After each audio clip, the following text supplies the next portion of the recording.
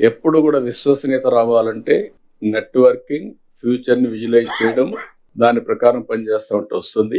అందుకే మొన్నే IT minister గారు అమెరికాకు పోయినప్పుడు అందరినీ కలిసి అదే మాదిరిగా గూగుల్ క్యాంపస్ కూడా వెళ్ళి వాళ్ళు రిక్వెస్ట్ చేశారు. దాని ఫలితం ఈరోజు గూగుల్ కంపెనీ విశాఖపట్నానికి రావడానికి మీకంటే ముందే ఒక ఎంఓయూ చేసి ఇక్కడికి వచ్చాం. దానికే లేట్ అయింది. ఒక హాఫ్ అన్ అవర్లో మీటింగ్ అవుతుంది అనుకున్నాం, కానీ వాళ్ళని కూడా మనం ప్లీజ్ చేయాల్సిన అవసరం ఉంది. ఎవరైనా వచ్చినప్పుడు మీకు కూడా బ్యూరోక్రసీ కూడా ఇది ఒక లెసన్, అందరికి బ్యూరోక్రసీ కాకుండా మినిస్టర్స్ కూడా మనం కానీ ఒక పాజిటివ్ నెట్వర్కింగ్ కానీ పాజిటివ్గా కన్విన్స్ చేయగలిగితే ఆటోమేటిక్గా పాజిటివ్ యాక్షన్స్ వస్తాయి.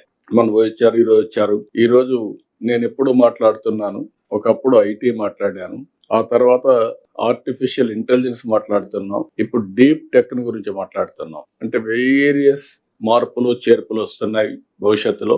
వారు ఈరోజు వచ్చినప్పుడు అగ్రిమెంట్ చేసుకునేది ఒక ఎంఓయూ చేశాం.